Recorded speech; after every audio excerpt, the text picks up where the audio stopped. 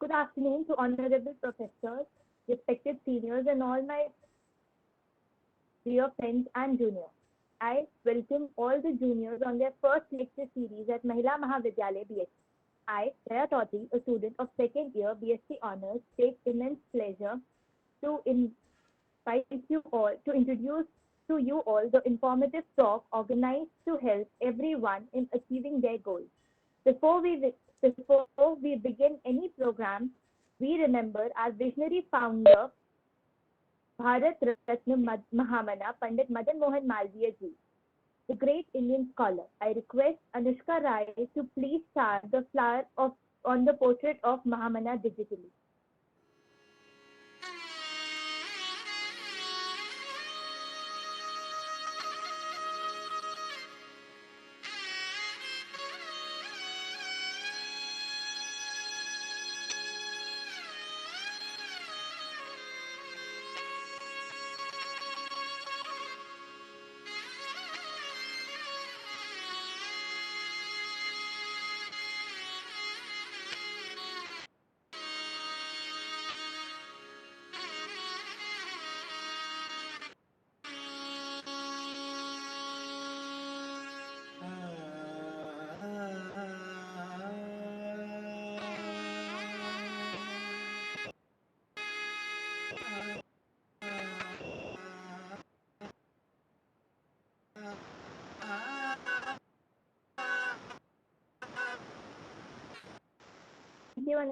He said, prize winner Albert St. George, research is to see what everyone sees and to think what no one has ever thought before.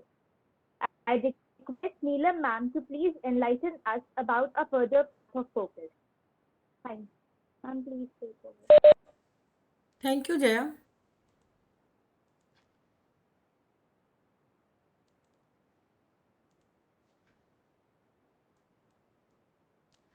Okay.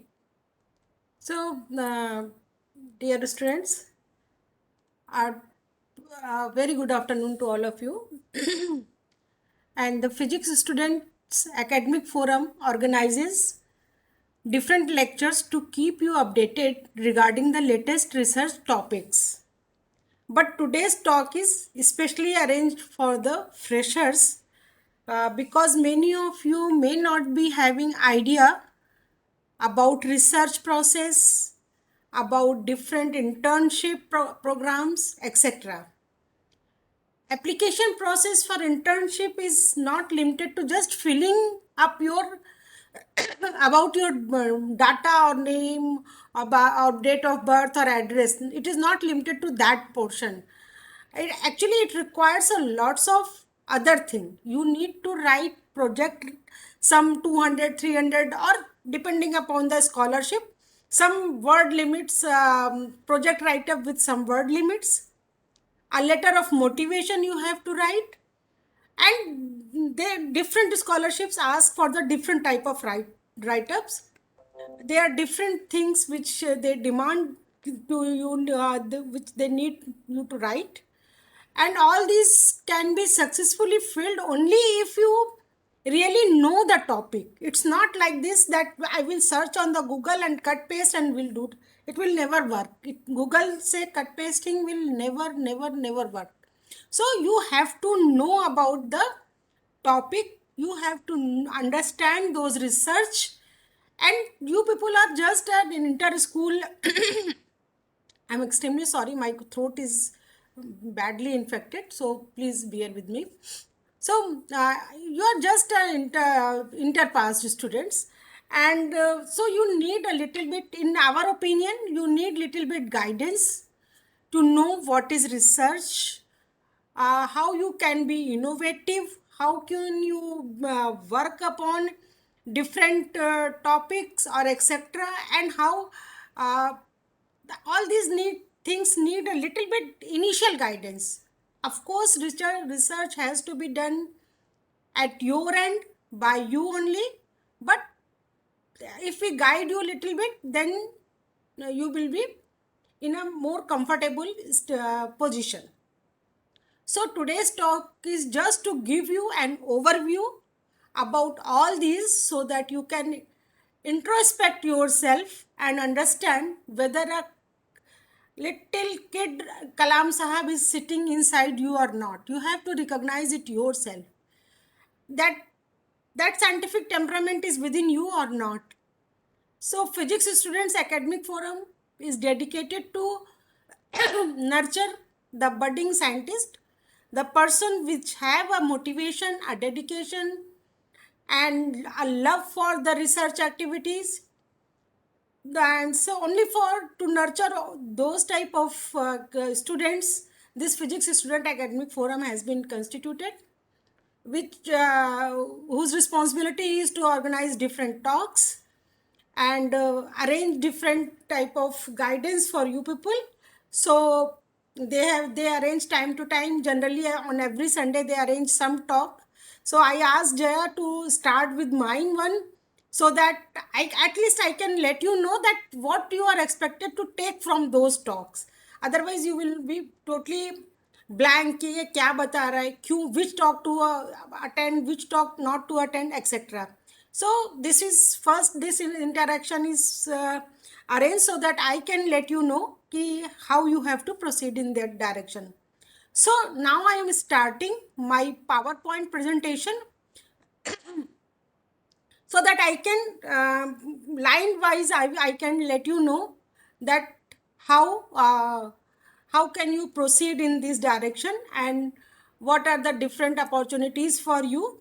So now I am going to share my presentation. Let me find out where it is. The topic of my talk is why and how UG students should get involved in the get involved in the research activities. Okay, so with this topic, so let me start from the fact कि किसको मैं, किन students को target में रख करके मैं ये टॉपिक या ये लेक्चर मैंने डिज़ाइन किया है.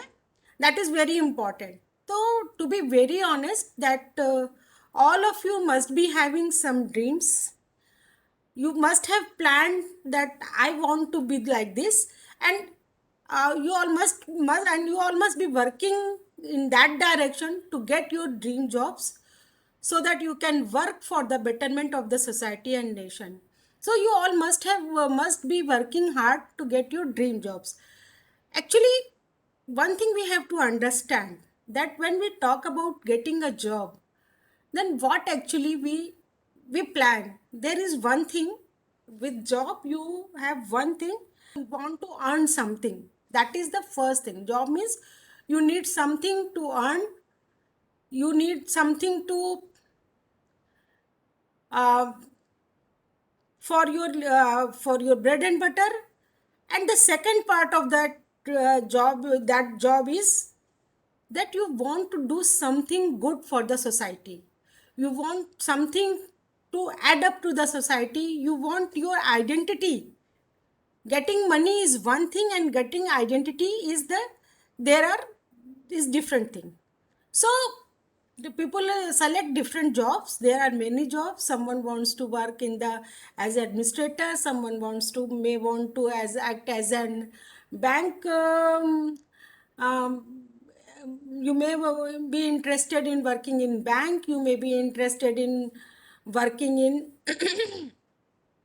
in other multinational companies, or in any kind of job you may be dreaming of. So for all other jobs, there are different coaching institutions which will help you in preparing for that kind of job. And that may be different things, whether it is civil services, bank, or etc. I am not going in detail of those jobs. I just wish you good luck, that you get your dream job and you prepare for your job, whatever you have thought about, you have planned for your job. So I just wish good luck to all of you who are interested in that kind of job. That means civil services, bank, etc. My talk is related with those students who are interested in becoming, or who think uh, uh, about about these persons, Aryabhat, C.V. Raman, S. Ramanujan, Homi Bhabha, or whatever, lots of name I have just written, so that it may remind that there are many different diverse field where you can work. All these are very renowned scientists, all, some living, some are not, some have already left the world, and many of them are living at present. And so all those students who think that this kind of job is important for them, this type of job may be good, beneficial for them, or all those students who see these people as their role model. So this talk is only for those students who want to be who want to be scientists or academicians. So my all effort, especially the effort of this research, means physics academic students forum जो है, physics student academic forum जो है, that is dedicated to those, to help those students who think about being a scientist or see them as an academician in future. There are two things for any job. One thing is that you need to study. You need to read those things. You need to have those knowledge so that you can crack the exams. And there is another thing which is very much required for any kind of job, for your performance, to decide that what level of uh, how nicely you will perform in your job, is that your motivation. Why do I say this word? I always tell, whenever I talk to the student, I always take an example of the two IAS officer or administrative officers. That suppose you must have heard about different these DMs and etc., or different posts, different administrative persons sitting on the different administrative posts. That you must be having two different kind of news in the newspaper. You must be seeing two different kinds of news. One is that particular DM or anyone has done such a great job. उन्होंने बिल्कुल अपने अपने systems के बाहर आकर भी लोगों की हेल्प की, लोगों के बेटरमेंट के लिए काम किया. बहुत बार आप लोग फोटो देखते होंगे कि कोई डीएम जो है वो कोरोना काल में, मैं स्पेशली बनारस के डीएम का नाम बहुत लेती हूँ, उनकी बहुत फोटो आती थी कि वो कुछ भी ऐसे ही नॉर्मल से पर्सन बन करके, एक गरीब से आदमी बन करके राशन की दुकान पे चले जाते थे देखने की दुकानदार उनको लोगों को ना वो राशन ढंग से दे रहा है कि नहीं, या वो कहीं भी ऐसे पहुंच जाते थे. So just he wanted to know कि क्या वो चीज़ें जो होनी चाहिए वो सही से हो रही हैं कि नहीं. कभी कभी आप फोटो देखते होंगे कि कोई जो पुलिस ऑफिसर या डिफरेंट एडमिनिस्ट्रेटिव ऑफिसर्स हैं वो गांव में मिड डे मील में चले गए, वहां जाकर के मिड डे मील का खाना खाने लग गए, क्यों, जो दे वांटेड टू नो कि जो खाना बच्चों को मिल रहा है वो कितना अच्छा है कि नहीं. वो one kind of story you must be seeing in the newspapers or on TV etc. And the other kind of story, जैसा आजकल दिख रहा है कि किसी के घर में बुलडोजर लगा करके दीवार तोड़ करके रुपया निकालना पड़ रहा है, रुपया काउंट करने की मशीन तक लगानी पड़ रही है कि कितना क्राइम कितना करके उन्होंने कितना पैसा अपने घर में रखा है. अगर हम उन दोनों लोगों की नॉलेज लेवल की बात करें तो दोनों एग्जाम्स क्रैक करके आए होंगे. दोनों लोग आईएएस या किसी भी लेवल का जो भी एग्जाम होगा, IAS, PCS, IPS, what ever that में बी, वो कुछ ना कुछ सिमिलर लेवल का एग्जाम क्रैक करके आए होंगे. मगर एक आदमी के मन में रहा होगा कि I will be administrative officer and I will serve my nation. मैं अपने देश की सेवा करूंगा. और एक का मन होगा कि मुझे तो बस जाना है और पैसा कमाना है. तो as far as their mental level, their IQ level, their capacity is concerned, दोनों का बहुत ही एक्सेलेंट उन लोगों का मेंटल लेवल है. दोनों एक एट पार हैं, मगर दोनों के मोटिवेशन लेवल में बहुत अंतर है। जो सपना देख के वो बड़े हुए कि उनको आईएएस क्यों बनना है या उनको उस पोस्ट पे क्यों जाना है, उस मोटिवेशन में बहुत डिफरेंस था, और इसलिए वो दो डिफरेंट टाइप के ऑफिसर्स बने, जबकि वो उनका नॉलेज लेवल सेम था। तो ये डिफरेंस होता है एक मोटिवेटेड वर्कर में और एक या बेटर टू सो एक प्रॉपरली राइट डायरेक्शन में मोटिवेटेड आदमी का, और एक आदमी में जो who is not properly motivated और whose motivation is not in the right direction. So that is very important. So motivation is required at every place, but I am doing here, I am just doing it, I am trying to show you the right path in the when if you want to be a scientist or academician, so I just my target is to take you on that way. ठीक है? So why do I think that it is very important at UG level to let you know that where do we stand? This is very important to inform you that कहाँ हम miss कर रहे हैं और कहाँ हम खड़े हैं।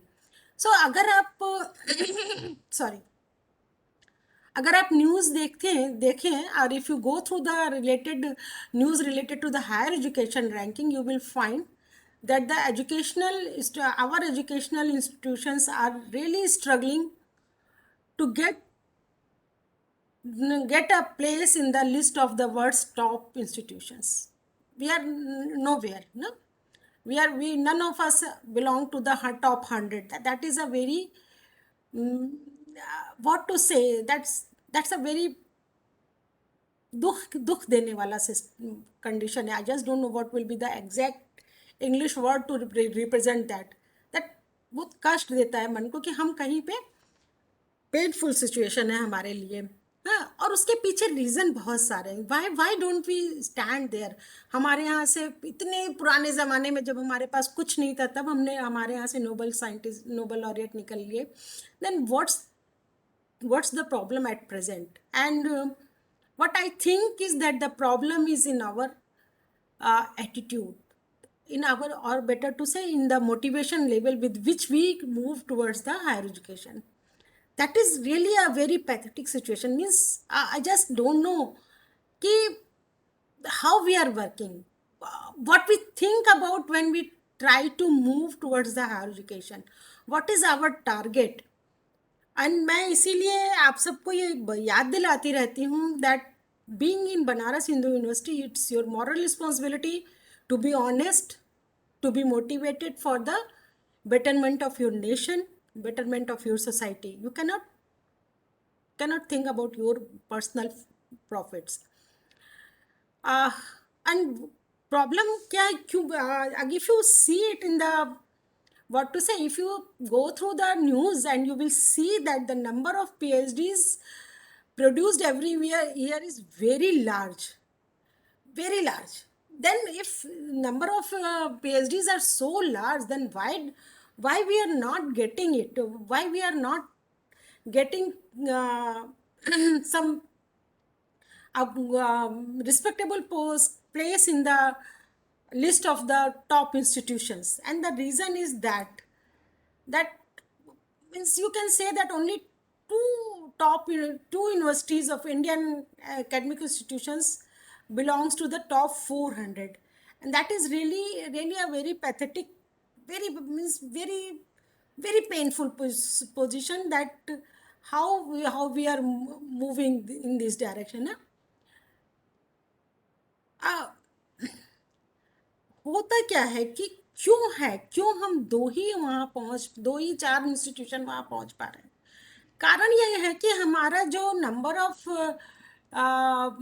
स्टूडेंट्स हैं या नंबर ऑफ पीपल हैं जो लोग वहाँ तक पीएचडी कर रहे हैं, उनमें से बहुत कम बच्चे ऐसे होते हैं जो हमारे क्या कहते हैं कि डेडिकेटेड होते हैं कि हम कुछ नया करने जा रहे हैं. who are not motivated enough that we are going to do something novel, we are going to you work upon some new concept which may be useful for the society, and maybe they are not motivated enough that we will do something very innovative.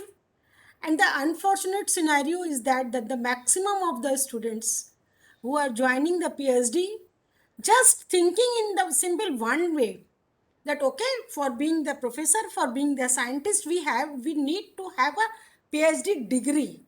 They just work upon the PhD degree. They don't want to get that degree. Having that degree on your biodata and really owing that degree means कि आप उस degree के मालिक हैं. These two things are very different. Because why it is different, I will let you know in the next slides. But it is literally very different from the degree which you get as a UG PG degree. Getting the PhD degree is not the same and should not be same. It should not be same at least. तो आप लोग में से बहुत लोग जो होते हैं वो इसी को जस्ट PhD डिग्री के लिए ही जाते हैं. तो होता क्या है कि जब ऐसे बच्चे जो PhD को एक डिग्री मान के जाते हैं और वो क्या करते हैं, उनको ऐसा लगता है, क्योंकि PhD डिग्री जहाँ तक सवाल उठता है, PhD डिग्री का मतलब है कि आप एक सुपरवाइज़र को ज्वाइन करिए, आप एक टॉपिक का आपको मिल जाएगा, उस टॉपिक पे आप कुछ काम करिए. जो डिग्री मिलने की कंडीशन है वो मैं बता रही हूँ. उस टॉपिक पे आप कुछ काम करिए, कुछ आपको सुपरवाइज़र बता देगा कि ओके ये आपका टॉपिक है, you have to work in this direction, do some work, get 2 papers published in some reputed some international journals, which is defined by the university system. Or there is some definition that what kind of journals that those journals should be. So these unmotivated students go to the supervisor. They want supervisor to give them some topic. They want supervisor to tell them some initial steps and experiments. And they want anyhow so that they can do some experiments or do some calculation, some formula on the computer, get some data, and so that they fulfill the minimum required criteria to get the thesis, and they try to get the thesis. So और इसीलिए क्या हो रहा है, तो होता क्या है कि PhD डिग्री जो है वो सुपरवाइज़र के लिए भी बहुत इंपॉर्टेंट होती है. For me equally it is important कि मैंने कितने स्टूडेंट्स को PhD कराई. It's equally important for me. For my biodata I have to write in my biodata that how many PhD I have produced. So it is important for me also. So if I am talking that the students are not motivated, I should accept that the supervisors, there are many supervisors who are also not properly motivated. तो होता क्या है, जब दो combination, ये शानदार combination आपस में मिलते हैं, two unmotivated persons work together, they produce a PhD degree, PhD thesis, which is of no use, totally useless. और वो जो है, और इसीलिए आप देखिए इस तरह की न्यूज़ आपको दिख जाएगी कि PhD फैक्ट्रीज हो गई हैं. ये कुछ इंस्टीट्यूशंस जो हैं वो PhD फैक्ट्रीज हो गए हैं, और वो रियल सेंस में PhD नहीं करा रहे हैं, वो सिर्फ PhD फैक्ट्रीज हो गए. और ये इन PhD फैक्ट्रीज के कारण हमारी रेपुटेशन फिर इंटरनेशनली अच्छी नहीं होती है. सो और ये PhD डिग्री क्या होती है ना, कि ये खाली आपको खाली आपको ही इसी तरह से नुकसान नहीं करती है. उसमें क्या होता है कि चूंकि जब आप पेपर पब्लिश करनी होती है, उनमें से कुछ स्टूडेंट्स जो अनमोटिवेटेड होते हैं, उनको लगता है कैसे भी कुछ भी मेरा पब्लिश हो जाना चाहिए, और इसलिए वो क्या करते हैं कि प्लैगरिज्म का खूब बढ़िया से करामात करते हैं. कहीं से कट पेस्ट किया, यहाँ से गूगल से उठाया, वहाँ से किसी की थीसिस से उठाया, और इकट्ठा करके सब मिला जुला करके कुछ एक थीसिस बना ली. इसका डाटा चोरी किया, उसका डाटा लिया, ये किया, वो किया. जब आप मोटिवेटेड नहीं रहेंगे, शुरू से आपके पास एक थॉट प्रोसेस नहीं रहेगा, तो आप इस तरीके का खराब काम पे बच्चे चले जाते हैं. कुछ स्टूडेंट्स जो होते हैं वो अनमोटिवेटेड होते हैं, जिनको PhD डिग्री तक, जब वो PhD ज्वाइन करते हैं तब तक उनको ये पता ही नहीं होता है कि रिसर्च क्या है, कैसे है. तो वो इस तरीके से गलत काम करते हैं. और फिर जब प्लैग में पकड़े जाते हैं तो बाद में ना केवल ये उनको डिफेम लाता है, it not only brings defame to their institute, it brings defame to the country also. उनकी डिग्री वापस ले ली जाती है, उनको जो नुकसान झेलना पड़ता है वो सब तो अलग है, वो उसके अलावा और भी बहुत सारी परेशानियां इन लोगों को झेलनी पड़ती हैं ना.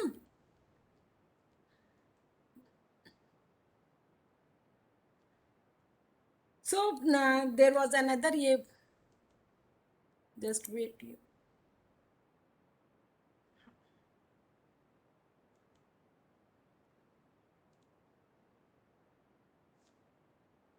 Okay, anyway it is not going to the next arrow, मैं आगे बढ़ जाती हूँ. तो कैसे इन प्रॉब्लम्स को सॉल्व किया जाए, इस पे बहुत सारा विचार करते हैं. और ये खाली इंडिया में नहीं होता है, क्योंकि सह रहते तो सब जगह हम ही लोग हैं, ह्यूमन ही हैं. जहाँ ज़्यादा प्रॉब्लम होती है वहाँ पे ज़्यादा लोग करप्ट होते हैं, वहाँ ज़्यादा प्रॉब्लम आती है. जहाँ लोग कम करप्ट होते हैं वहाँ कम प्रॉब्लम आती है. प्रॉब्लम्स हर जगह होती है. और नॉट ओनली प्रॉब्लम्स, इसको प्रॉब्लम को अगर ये देखा जाए कि आपको ना केवल ये सो, हम अगर बच्चों को खाली ब्लेम ना करें कि उनका मन खराब था इसलिए वो, या वो देवर रॉन्ग पर्सन इसलिए उन्होंने करप्शन किया, तो अगर हम उसको सीधे चल के if you try to understand कि क्यों आखिर क्या हो जाता है, why they are not motivated, why they are not interested in doing good quality work, तो इन सब चीज़ों को जब एकेडमिक इंस्टीट्यूशंस ने एनालाइज किया तो लगा कि इससे छुटकारा पाने का तरीका ये है. और अगर हम बच्चों को शुरू से इस चीज़ में मोटिवेट करें, उनको वो खूबसूरती दिखाएं रिसर्च की कि what is that beauty of research, how we can move in this direction. तो worldwide academic institutions and associations of the governments जो हैं वो they try to understand this problem, that earlier, and they recognize that earlier the students start getting involved in the research process, better will be the output whenever they join the research as a PhD. Because for PhD also you have to have certain time limit. Like in BHU, you have that maximum time limit is minimum is 2 years and maximum is 6 years. So students want to do that at the earliest possible, so they can get job and they can get everything. And if you are not having any idea about the research and you start learning about the research when you don't join the PhD, then what happens, lots of time you feel like this, the students feel like that my time is being wasted, I'm just putting so many time to read new things, and now how to do my experiment, how to reach up to my experiments. तो इसलिए ये सोचा गया कि बच्चों को if the students get the idea about the research process at the undergraduate level, then they will be in a comfortable position when they join the PhD as when they join the research as a PhD students. So hence there in many all the institutions, Indian, foreign countries के जितने top institutions है, they are putting efforts to provide some summer internships of different level, to UG level, to PG level. Even during the research they provide some short time visits to the some internship programs or some collaborative programs. And so these and many of them involved these include undergraduate students. So my today's full concentration will be on the to let you know that what are those possibilities and how you can move in that direction. Okay, so these are some national summer internships. I will let you know that what are the internships and how to work for that. And here you can understand that these are the summer internships, and like DST Inspire, INSA's summer internship, ISCs, IITs, ISERs, ये सारे अपनी summer internships निकालते हैं. Raman Institute summer student internships, and TIFR, BARC, HRI, IMSC, and many more. These are few very top, you can say that some top internship. There are many more internships. You have to go to the websites, you have to Google that summer internships, winter internships, and you will find there are many such internships, where we try to let the undergraduate students understand that what is research, how can they find out their topic of interest, how they can understand that which topic is more close to his to the students, because all of us have some or other orientation. Means maybe I may be interested in astrophysics, I may be interested in nuclear physics, I may be interested in energy devices, I may be interested in the satellites, and etc. There are many fields, and हर किसी का अपना एक पसंद होता है. तो और ऐसे as a students it is very difficult to identify that where you what is your actual love. Last interaction में एक बच्ची ने पूछा था कि मैडम, ऐसे तो शुरू में हम लोग बहुत अच्छा सोचते हैं कि अरे हम ये करेंगे वो करेंगे, और बाद में हम फेल हो जाते हैं. हाँ, as a kid you may be having dreaming something, मगर जब आप इन इंटर्नशिप्स में जाएंगे, इन इंटर्नशिप्स को करेंगे डिफरेंट टाइप के, और इसीलिए मैं बच्चों से कहती हूँ कि don't target that this is the only thing which I want to do. Try to attend different summer courses, different schools. There are sometimes schools also, means 15-day school, means some 15-day course work is there, that is called as schools. So you attend all those, so then by time you will be able to identify that what are the fields where you are more comfortable. So these are some international internships. And मैं आप लोगों को बता दूं कि UG level से ही आपके पास बहुत अपॉर्चुनिटीज़ होती हैं कि आप विदेश जाकर के भी रिसर्च कर सकते हैं. आप विदेश भी जा सकते हैं, फुल्ली पेड रिसर्च होती हैं ये सारी, ठीक है. So but of course why they will give you so much money, why they will give you for your airfare, their stay in those countries, etc. Of course it will be, it is just to support good students. So you have to prove yourself very good student, then only you can think about all these paid internships. So it is not like that it is only at UG level. You start doing some research at this level from the very first year level. At the initial level, as I have told in the last meeting, that you may feel that you are totally lost, you are not able to understand anything. When you try to understand, to listen some research topics or some speaker, at the end of that talk you will end up with the thing that God knows क्या बताया इन्होंने. That is the feeling which will come to you in initial 4, 5, 6 lectures. But if you are really interested, then you will try to listen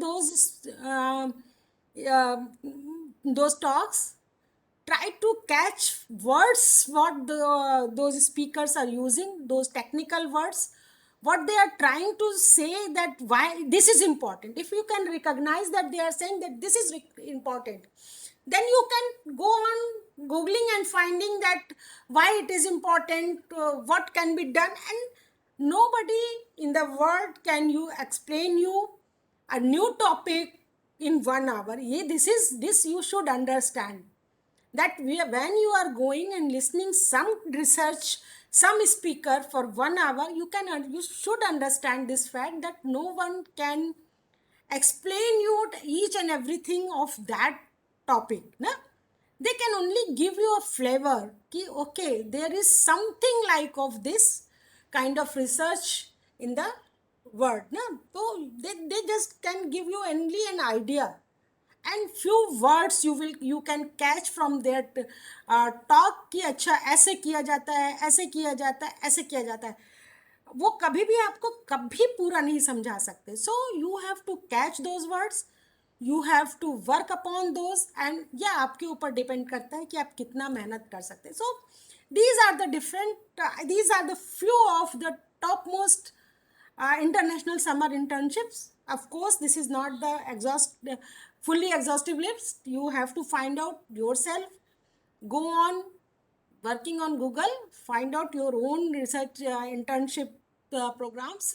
और इसीलिए जब आप बार बार उस पर पूछते हैं एक्टिविटी में कि कहाँ दिया है मैडम, तो मुझे लगता है कि ये बच्चे अगर यहाँ दिया हुआ चीज़ नहीं ढूंढ पा रहे हैं तो ये गूगल पे जा कर के बिल्कुल ही नया चीज़ कैसे ढूंढेंगे. तो वो घबराहट, वो बेचैनी मेरी जो है वो गुस्से में निकल आती है कि आप क्यों चाह रहे हैं कि आपको स्पून फेड किया जाए. आप स्पून फेड करके आप आगे बढ़ नहीं सकते हैं, क्योंकि यहाँ तो आपको टोटली अपने पसंद की ढूंढनी है कि मेरे टॉपिक की. और जो बच्चा जितना ढूंढेगा, जो बच्चा जितना मेहनत करेगा, वो उतना सक्सेसफुल होगा. तो these are few summer internships.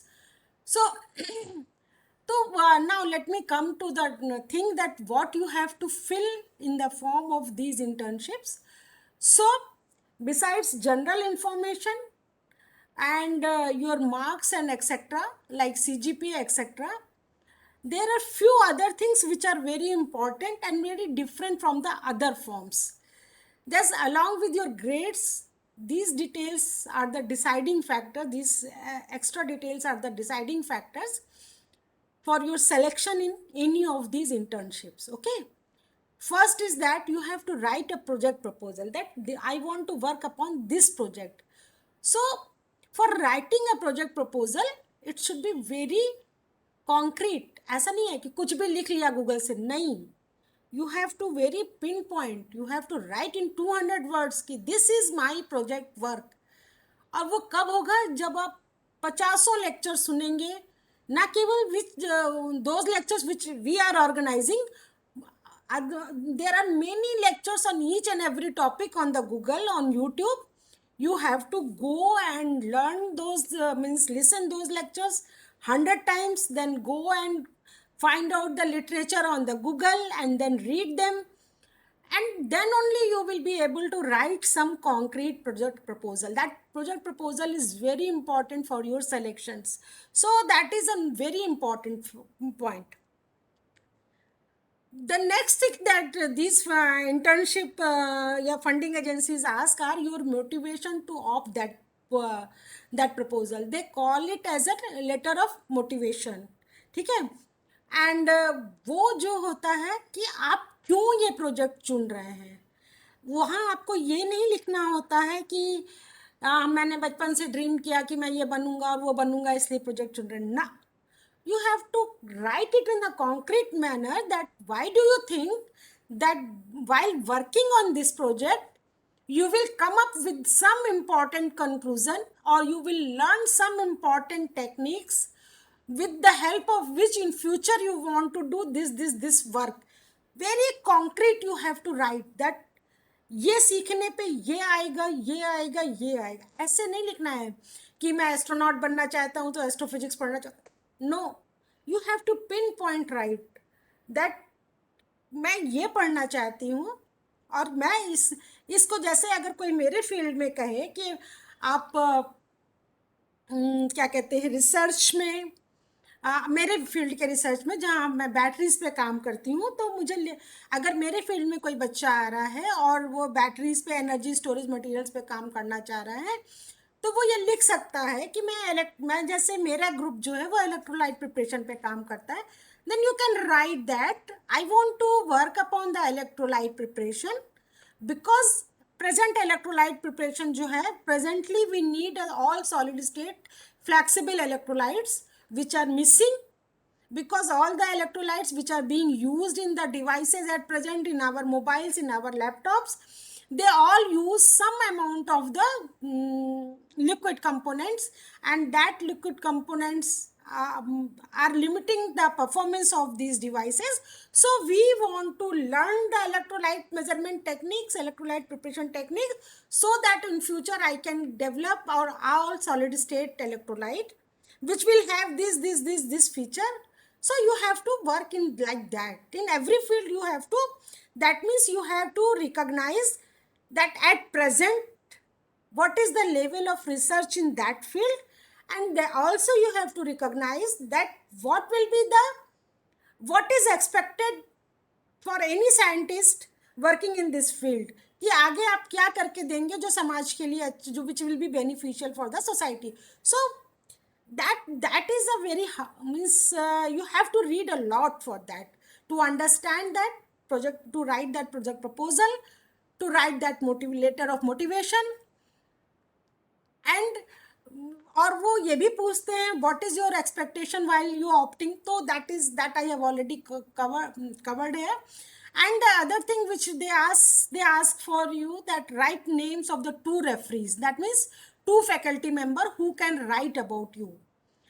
So there may be some other points also. These are the some important points which any internship application demands from you, that what you are supposed to write in those internships. I will come to the point of the referee in the coming slides in more detail. So when you are preparing for these internships, so basically what you need is project proposal and the name of the referees. Okay, so और how you can achieve, generally internships जो होती हैं, in general, I'm not saying that ऐसे ही होती है, in general the internships are declared for the second year students, not from the first year. But you cannot write those application in second year. If you start thinking about all these application in second year, you have to see all those applications in the first year itself. अभी आप उन applications को देखिए, आप पढ़िए कि वो applications आपसे क्या डिमांड कर रही हैं, आपसे क्या चाह रही हैं कि आप उन एप्लीकेशंस में क्या भरें, उसकी आप अभी से प्रैक्टिस करिए. Because writing a project proposal is not a one day work. You have to read a lots of new literature, जो कि बुक रीडिंग से बहुत अलग होगा. So you have to read a lots of new papers, lots of new things, and you have to understand those things. और आपकी अभी तक what you are trained for is that there are certain topics which a teacher will come and teach you. Nobody is there to teach you those extra research proposals. None of us are going to teach you those extra research proposals. You have to find out those extra research proposals yourself. You have to read relevant papers. You have to prepare yourself. So 2 important things, that is writing a project proposal and referee's name. The 2 things you can get by joining some professor in the first year winter and summer vacation. So if you suppose that some students come and join my lab in the winter break, तो आपका तो winter break चला गया, आप तो winter break के बाद आपका admission ही हुआ है, तो what to talk about the winter break? Let's think about that. Summer vacation will not be so bad, and if you get time, so if you join my lab, you will come and sit with the research scholars. You get familiarity with the research procedure कि क्या होता है research. और फिर आपको वहाँ से lab में रहते रहते आप कुछ नया सीखेंगे. 2 दिन 4 दिन 10 दिन रहने के बाद आप कुछ नया सीखेंगे. You will learn new things. You will learn about those topics. You will learn about different procedures, different techniques which are being used by that lab. And like this, you will get the familiarity will be developed in regarding that particular type of topic. And जब आप किसी professor के संग काम कर रहे होंगे, suppose करिए एक फिजिक्स स्टूडेंट मेरे संग काम कर रहा है, और फिर जब उसको रेफरी का नाम देना होगा तो वो मेरा नाम दे सकता है. Suppose that if you are there are difference between 2 students, one who has worked with me and who has not worked with me. अगर वो दोनों मेरा नाम अपने रेफरी की तरह देते हैं, आप खुद सोचिए कि ऑनेस्टली सोचिए कि हम बिना किसी भेदभाव के, if honestly I am writing their reference letter, I am knowing about the second student in greater detail. I am knowing about him, her, that whether she is dedicated or not, whether she is able to work or not. So I am knowing about her, and I'm not knowing that much about the other one who has not worked with me. So it is very normal thing that the letter of reference of the second person will be much better than the first person, because I have to write that how do I know that girl, what she has done with me, whether I have only taught her, whether she has worked with me. So these different things the teacher has to write about you. So if you join some teacher, then you will be benefited uh, in two ways. You will get a project proposal, you will understand the research, and you will get the name of the referee also. And the other details regarding this, as you can say, see there here, it is that Amok Johari's talk is there, is in a YouTube link. I will share in the activity group. A talk by the Amok Johari is there. So he has discussed in much detail that how to do all these things. You can see those videos also, so you will be able to understand in a better manner that what to do.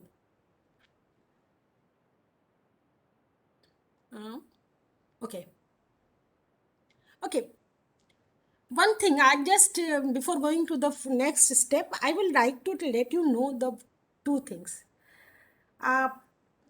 जब मैं बार बार, when I am saying that you will not be able to understand anything, you will not be able to get anything from me, but you can think about your condition. This I always tell to all the students in all the interactions, that think about yourself as the Chhotu in the this scooter repairing और car repairing, जो रास्ते में दुकान होती हैं छोटी छोटी, जो रिपेयरिंग सेंटर्स होते हैं स्कूटर और कार, जहाँ पे सब लोग रिपेयर कराते हैं मोटरसाइकिल, वहाँ एक आप हमेशा देखिए दो चार बच्चे होते हैं छोटे छोटे, जिनको लोग छोटू ही कह के ज़्यादातर बुला रहे होते हैं. उनका काम कुछ नहीं होता है. उनका काम होता है वो आपको दे देते हैं, भाई इस नंबर का रिंच उठा दो, इस नंबर का ये कुछ भी है उसका होगा, इस नंबर का तार उठा दो, ये तार उठा दो, वो ये इसका ब्रेक उठा दो, ब्रेक वायर उठा दो, गियर वायर उठा दो. सपोज करिए कि वो बच्चा किताब लेके पढ़ने बैठता और सोचता कि मैं सब पढ़ लूंगा कि स्कूटर रिपेयर कैसे किया जाता है किताब से, मैं एक एक चीज़ पढ़ूंगा कि इस नट बोल्ट का नाम ये होता है, इस वाले वायर का नाम ये होता है, यहाँ पे इस नंबर के रिंच से हम खोलते हैं वो, या कुछ भी. अगर वो ये सोचता कि हम हर डिटेल हर चीज़ किताब में पढ़ लेंगे, जन्म लग जाते उसको और वो कुछ सीख भी नहीं पाता. मगर जब वो 4 महीना 6 महीना एक किसी के संग लग के काम करता रहता है, जहाँ उससे कुछ नहीं काम कराते हैं सिवाय इसके कि जाओ जरा सा ये उठा के ला दो, जाओ जरा सा वो उठा के ला दो, मगर देखते देखते वो सीख जाता है, देखते देखते वो जान जाता है कि कहाँ पे क्या चीज़ लग रही है. That is much simpler way, क्योंकि बुक से सब पढ़ना और याद करना कि यहाँ पे ये चीज़ लगेगी, that is much difficult in comparison to आप किसी के साथ खड़े हो और उसको देख रहे हो. ठीक है.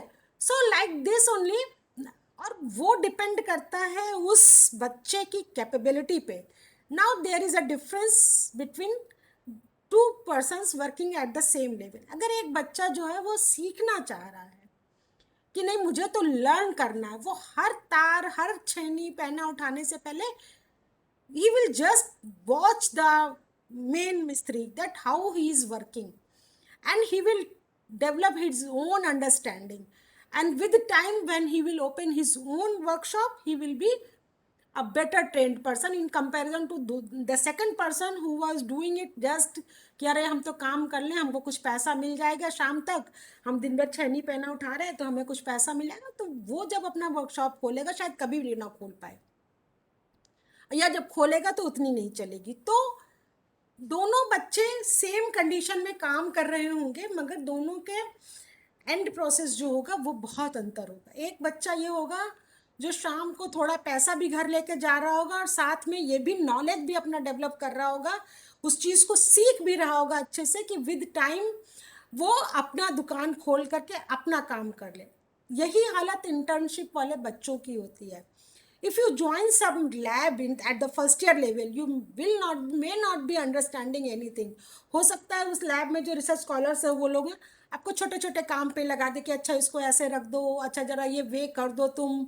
आप बहुत बड़ा रिसर्च नहीं कर रहे होंगे जब आप पहले ज्वाइन कर रहे होंगे, मगर अगर आपको सीखने का मन है तो आप दिन भर खड़े हुए हुए उन लोगों के संग you will learn the things that how they are doing, why they are doing. You will learn all those things and you will be able to understand that okay, how this process goes on. Okay, so like this, you while doing the internships you understand the things, और उसी में से जो कोई अच्छा होता है वो आगे बहुत आगे अच्छा रिसर्च कर ले जाता है, वो अपना टॉपिक डिसाइड कर लेता है, वो अपना सब कुछ डिसाइड कर लेता है बहुत अच्छे से। और जो जस्ट जाते हैं कि हाँ इंटर्नशिप है, एक सर्टिफिकेट मिल जाएगा कि हम अपने सीवी में लगा लेंगे कि हमने 2 महीना समर इंटर्नशिप की, बस वो सीवी में ही लगा के रह जाते हैं, फिर वो सीख नहीं पाते हैं। तो your motivation is very important and always don't get demoralised at the first level, otherwise वो बहुत बुरा लगेगा आपको, क्योंकि at the very first level ना आप उस लेवल के नहीं है कि आप उस रिसर्च को सीधे सीख सकें। आपको छोटी छोटी छोटी चीज़ें सीखनी से रहेंगी, और वहीं पे जो बच्चा अपने आप को स्ट्रॉन्ग करके खड़ा रहा कि हाँ हमको कैसे सीखनी है ये छोटी छोटी चीज़ें, वो फिर आगे बहुत आगे निकल जाएगा। Okay, so let me come to next topic. बहुत सारे बच्चे पूछते हैं कि how important the academic grades are. Yes, academic grades are very important. I will say all these top internships which I have summarized in previous slides. Of course, your academic grades, your daily grades are very important.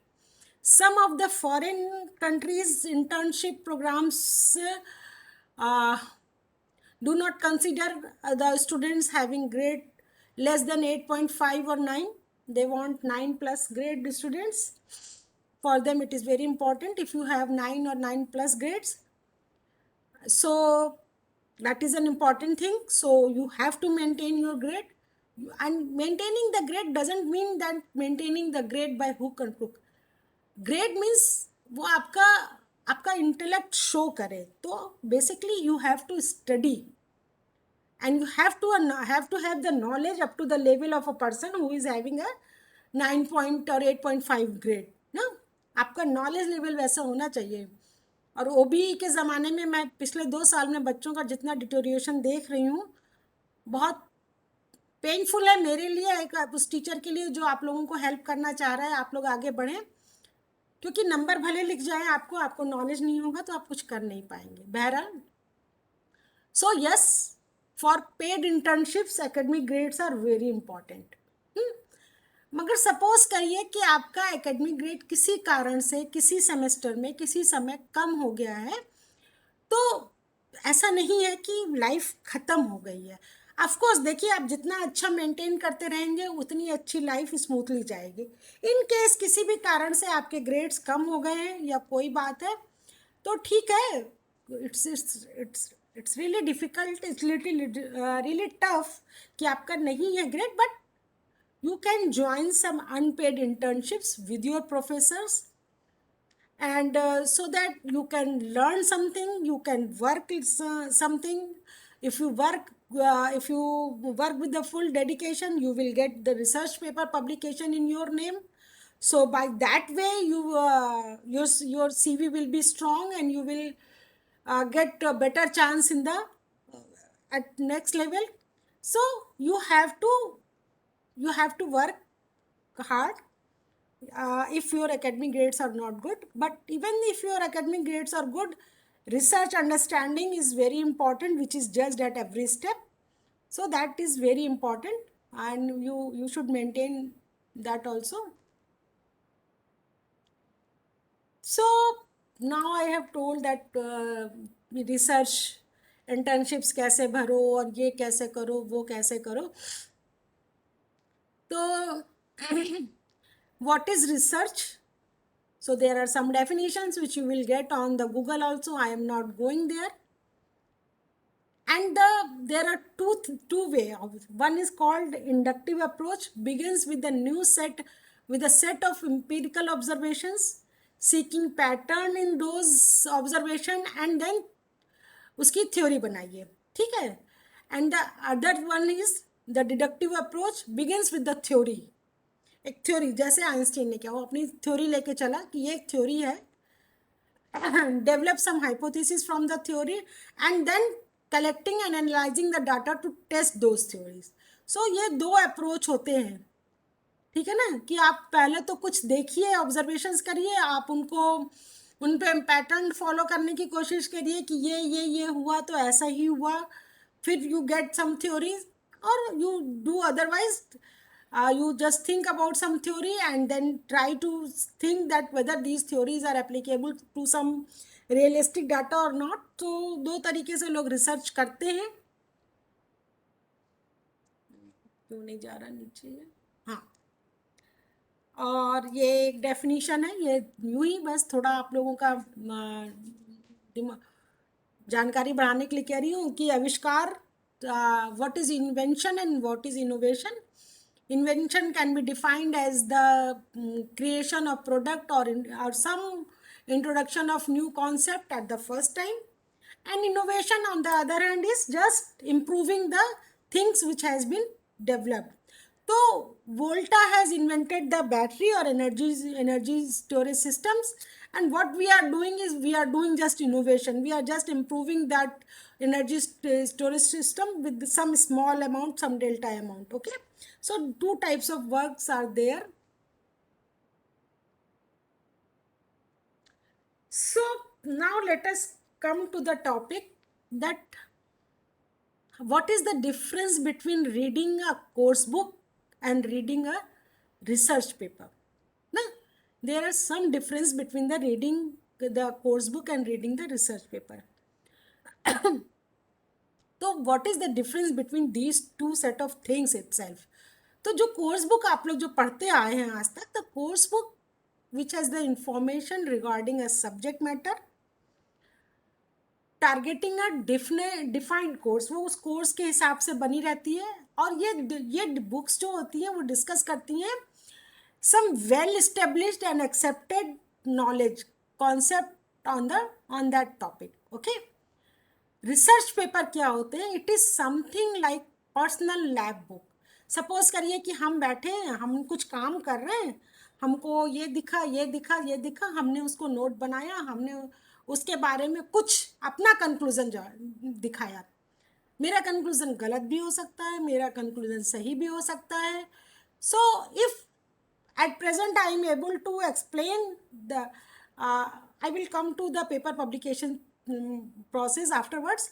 So if I am able to explain my concepts to the publisher, he will publish, the publishing houses will publish our paper, and it may be right or it may be wrong. It may be just while publishing the paper, what happens, it goes for the review to two different scientists. If it clicks to those scientists, it will be published. If it doesn't click, it may not be published. So what happens कि books में जो है ना वो well established facts हैं, जो सालों से हो चुकी हैं, लोगों ने देख लिया है, वो वेल एस्टेब्लिश्ड फैक्ट्स हैं. And in papers it is something like as I have written here, it is something like personal lab book where we discuss what you were trying to do and why you are trying to do, what procedure you followed, what result you obtained, and what you conclude from your result. So a researcher publishes the data so that the society, scientific community can be benefited. मतलब मान लीजिए हमने कुछ किया है तो हम अपना ऑब्जर्वेशन पब्लिश कर देते हैं. सो अगर आप कल को उसी फील्ड में काम करने आ रहे हैं तो you will not be repeating the same thing. So we publish our findings, our observations, our results, our data, we publish it so that the next person will need not to waste its time in the same way. ठीक है. So now it comes that if it is two different things, then what is the difference between the reading these two things?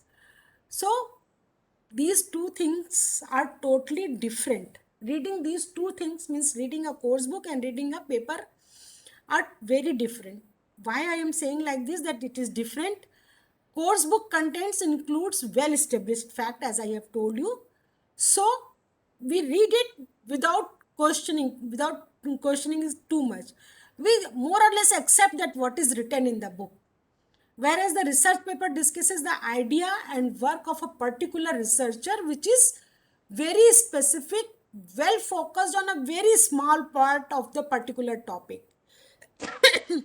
Understanding the paper needs some prerequisite knowledge of that area. If you start reading my paper, you will not be able to understand it until unless you read something related with that topic. So, but if you start reading a book, you will generally be, because it will be written in a particular fashion, so you will be able to understand the book starting from something like zero standard to the some particular level. Okay. So research paper is understanding the subject matter of that particular group, and hence it is maybe acceptable or questionable thing. As I have already told that I have done something, I may have presented the data in a proper manner, or it may be a questionable thing, it may be a wrong thing. I have observed something, I have concluded something, but my conclusion may be wrong also, because I am not having the complete knowledge of that field, or I have not considered all the possibilities of that field. So it may be wrong also. So research paper is understanding that particular subject matter of that particular working group, hence it may be acceptable or questionable. One should read the research paper as a critic. It is written, I have written, because it has twofold benefits. If it is someone's, so if it has some questionable information, then you will not be trapped in it. Means if you are reading some research paper blindly, क्या जो लिखा है वो सही है, then you will also follow a wrong track, and you will be trapped in an endless journey जहाँ आपको कुछ भी अच्छा मिलेगा नहीं. So if it has some questionable, अगर आप critics की तरह पढ़ रहे हैं, critics की तरह पढ़ने का मतलब आप हर लाइन पढ़ रहे हैं, ये क्यों लिखा है इसने, ऐसा कैसे लिख दिया, ऐसा कैसे हो गया, you just go on asking on every line, you just go on asking in yourself. If you get the answer, then it's okay. If you don't get the answer, then read it again and again. Try to verify from the available data. Don't blindly follow that the whatever is given in the research paper is the correct one. I may not, if I am the writer of that research paper, I may not be having a good understanding of that paper, so I have written something wrong in that paper also. ठीक है, and it is judged by the only two referees, so maybe those referees have also missed those points, and it may end up with some very absurd paper. So you should always read that paper as a critic. Never accept it that whatever is written is the correct one. So what are the twofolds important benefit is that if it is questionable information, then you will not be trapped, and if it is having acceptable information, then while critically reading the paper you will get the points to work further. अगर हम हर question पे पूछ रहे हैं कि ये क्यों है, ये क्यों है, ये क्यों है, तो हम फ्यूचर में जान पाएंगे कि अच्छा अगर यहाँ तक काम किया है इसने, then how can I move further. So you can move further and you can work in a better manner. Okay, so like this you can read. Excuse me, ma'am. Yes. Ma'am, if someone is publishing a research paper, of course it must be verified by someone. You note down your questions. I will come at the I will reply to all the questions at the end. No?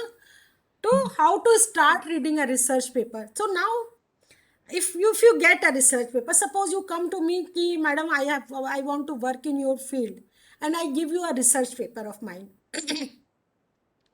Then what will happen? You are not knowing anything about that topic research. Research is really on a little bit higher level things which a UG student is not very much familiar. So आप तो पूरा पढ़ नहीं पाएंगे. तो कोई भी research paper होता है उसके डिफरेंट पोर्शन होते हैं. सबसे पहले उसमें एब्स्ट्रैक्ट नाम से एक चीज़ दिया रहता है. Then we write introduction, then we write experimental procedure, then we write result and discussion, then we write conclusion.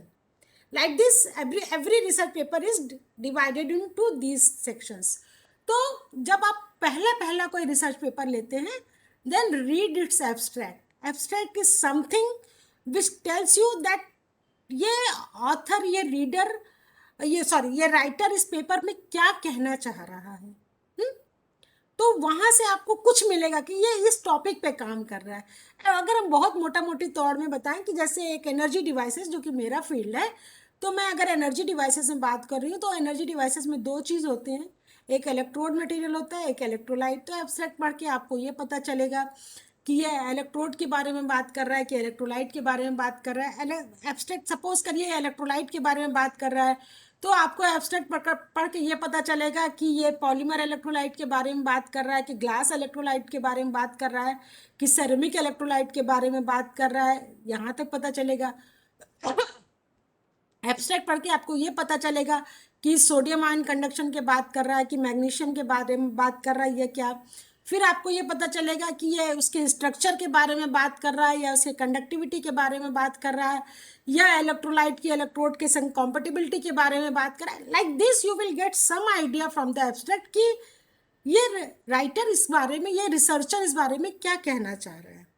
Then comes the introduction. Introduction is a little bit type of a history type of things related with that research paper. कि अभी तक लोगों ने क्या क्या, छोटा ही होता है, ऐसा नहीं हो कि लंबी हिस्ट्री होती है, बहुत शॉर्टकट हिस्ट्री होती है, बट इट टेल्स यू कि अभी तक इस रिसर्च फील्ड में क्या क्या हुआ है और इसमें क्या क्या शॉर्टकमिंग्स थी, और हम अपने इस वर्क से उन शॉर्टकमिंग के किस पॉइंट को एड्रेस करना चाह रहे हैं. And then go to the conclusion कि हमने सारा काम करने के बाद क्या कंक्लूड किया है. क्योंकि बीच का पोर्शन जो अगर आप पढ़ेंगे ना पहली बार में, तो आप घबरा जाएंगे, क्योंकि वो बड़ा स्पेसिफिक होता है, उस पर्टिकुलर रिसर्च ग्रुप का स्पेसिफिक काम होता है. तो शुरू में आप 5-7 पेपर का खाली एब्स्ट्रैक्ट और इंट्रोडक्शन पढ़ डालिए. एक जैसे पेपर्स का मतलब ऐसा नहीं कि आप एक पेपर एस्ट्रो का इंट्रोडक्शन पढ़िए और दूसरा जाकर के न्यूक्लियर फिजिक्स का पढ़िए, चौथा जाकर के एनर्जी डिवाइसेस का पढ़िए, ऐसा नहीं. एनर्जी डिवाइसेस पे अगर आपको काम करना है तो 10 पेपर एनर्जी डिवाइसेस के लेकर के 10 पेपर सोडियम आयन कंडक्टर के लेके उसके इंट्रोडक्शन पढ़ डालिए. तो आपके दिमाग में थोड़ा सा एंट्री पॉइंट उसको मिलेगा. वो टॉपिक जो है वो थोड़ा सा कहीं से एंट्री पॉइंट, एक स्मॉल होल बना पाएगा अंदर जाने के लिए कि अच्छा इसमें क्या कहा जाता है. अगर आप सीधे बीच वाले डिस्कशन पे जाएंगे, वो आज भी हम लोगों को नए इस राइटर का पढ़ने में टाइम लगता है कि वो क्या कहना चाह रहे हैं, क्योंकि हर आदमी अपना रिसर्च अपने तरीके से कहता है. तो like this initially you read introduction of similar kind of paper, so you will get something of idea that अच्छा क्या हो रहा है यार ना. और वही सारा मैंने इस पेपर में लिखा है कि why I am saying this, because at the starting level, sorry, for an undergraduate student, sorry, for an undergraduate student it is difficult to understand what is discussed in the main section of the paper. Main section मतलब result and discussion वाला जो portion होता है, that is suppose to be the main section of that paper. और उसके बाद जब आप कुछ पेपर पढ़ेंगे तो आपको आइडिया हो जाएगा. और generally you try to read some review papers. There are some review papers. There are 2 kind of paper. One is I publish some paper of my work, one particular work. And then sometimes researchers write review paper. मतलब पिछले 10 सालों में, 15 सालों में उस field में क्या हुआ वो सबको एक जगह पे समराइज करने की कोशिश करते हैं और उनका कंपैरेटिव स्टडी देते हैं कि इस साइंटिस्ट ने ये किया, इस साइंटिस्ट ने ये किया, इस साइंटिस्ट ने किया, इसने ये अच्छा किया, इसने ये बुरा किया. Like this we do some comparative study there. और हम बताने की कोशिश करते हैं कि क्या अब तक हुआ है. ओके, सो इस तरह से पेपर पढ़ेंगे तो आपको अपना प्रॉब्लम आइडेंटिफिकेशन में भी, क्योंकि आपको एक प्रॉब्लम आइडेंटिफाई करनी है ना जिसके ऊपर आप प्रपोजल लिख सकें. Project proposal means identifying a problem and writing that how you will do that project, how you will solve those problems. Okay, so अगर आप इस तरह पढ़ेंगे तो आपको फ़ायदा होगा काफ़ी। अगर आप इंट्रोडक्शंस कहीं पढ़ जाएंगे तो आपको उसमें काफ़ी फ़ायदा शुरू शुरू में थोड़ा सा ही होगा। ऐसा मत सोचिए कि इतना बड़ा कुछ आप जीत जाएंगे, बहुत स्लो प्रोसेस है, आराम से पढ़िए। तो so now it is at end, and now I am going to take your questions. Let me stop sharing, and then I will come to you. Now the talk is open for your further discussion. Now please ask questions. Good evening, ma'am. हाँ। Excuse me, ma'am. Ma'am, I wanted to ask, like, ma'am, we are जो भी doing पूछना चाह रहा है online. वो please अपना वो ऑन कर ले, वीडियो भी ऑन करके पूछिए। Yes, ma'am. हम्म। तो मैम मतलब हमारा सब कुछ ऑनलाइन हो रहा है, तो अगर हम लोग समर इंटर्नशिप वगैरह के लिए अप्लाई भी करते हैं तो मैम आई डोंट थिंक कि अभी इस वाले हॉलीडेज में हाँ, तो हम नहीं आ पाएंगे शायद। तो समर इंटर्नशिप्स के लिए क्या हुआ है कि टीचर्स ने जो बहुत सारे जो इंस्टीट्यूशंस हैं वो लोग क्या कर रहे हैं कि अ, इसको कुछ कोर्स की तरह से निकाल रहे हैं। जो डिफरेंट ये जो इंटर्नशिप्स की डिफरेंट फंडिंग एजेंसीज हैं या डिफरेंट जो इंस्टीट्यूशंस हैं वो उसको कोर्स की तरह निकाल रहे हैं। वो ऑनलाइन आपको कुछ कोर्स करा रहे हैं, कुछ लेक्चर्स करा रहे हैं, कुछ छोटे मोटे काम दे रहे हैं, कुछ राइटअप्स दे रहे हैं। इस टाइप से वो लोग इंटर्नशिप्स करा रहे हैं अभी, जो अभी लोग कर रहे हैं ऐसे। तो मैम फिर मतलब बीएचयू में भी तो ये सब अवेलेबल होगा हमारे लिए। बीएचयू में ये है कि अगर देखिए अगर आप बीएचयू इंस्टीट्यूट ऑफ साइंस में या एमएमबी में अभी इस तरीके से ओपन इंटर्नशिप्स करने की प्रथा नहीं है, ये कह सकते हैं। अंडर ग्रेजुएट के लिए नहीं है बहुत ज़्यादा। ये हम लोगों ने एमएमबी में शुरू की है। एमएमबी में हम लोग कराते हैं, तो जाहिर सी बात है चूँकि प्रथा नहीं है तो ये पेड इंटर्नशिप्स नहीं है। आप लर्न करना चाहते हैं, आप पढ़ना चाहते हैं तो हम लोग अपने लैब्स, और वो डिपेंड करता है टीचर्स टू टीचर। तो हम लोग बहुत सारे टीचर्स अपने लैब्स ओपन किए हुए हैं बच्चों के लिए। तो अभी हम सिर्फ ये कर सकते हैं कि हम आपको 2-3 पेपर दे दें, आपसे पेपर प्रेजेंटेशन सेमिनार कराएं। जैसे अभी जया लोगों ने पेपर प्रेजेंटेशन सेमिनार दिया है अभी 10 दिन पहले, बहुत अच्छा पेपर पढ़ के दिया है। तो हम उनको एक सर्टिफिकेट देंगे उसका कि आपने पेपर प्रेजेंटेशन किया टाइप से, एक उनको हम सर्टिफिकेट दे देंगे। तो उसी टाइप से अभी चल रहा है। तो उससे ये होगा कि अगर आप पढ़ते हैं और आप एक एक पेपर अगर हम देते हैं और आप उसके ऊपर कहते हैं कि हाँ मैडम हम इस दिन प्रेजेंटेशन के लिए तैयार हैं, हम आपके उतने प्रेजेंटेशन कराएंगे। And if you find that you are good enough, we will give you some certificate regarding that, like that you will while discussing with you. एंड अगर हमको लगेगा कि आप हमको मतलब जो भी टीचर्स इन्वॉल्व है उनको लगेगा कि आप अच्छा कर रहे हैं तो हम आपके संग ऑनलाइन डिस्कशन वगैरह में भी आएंगे, आपको बताएंगे आगे आप क्या कर सकते हैं उसमें। Ma'am can I ask? Okay ma'am. हाँ, 1 बाय 1। यस, नेक्स्ट अपना वीडियो खोल करके फिर आइएगा बेटा।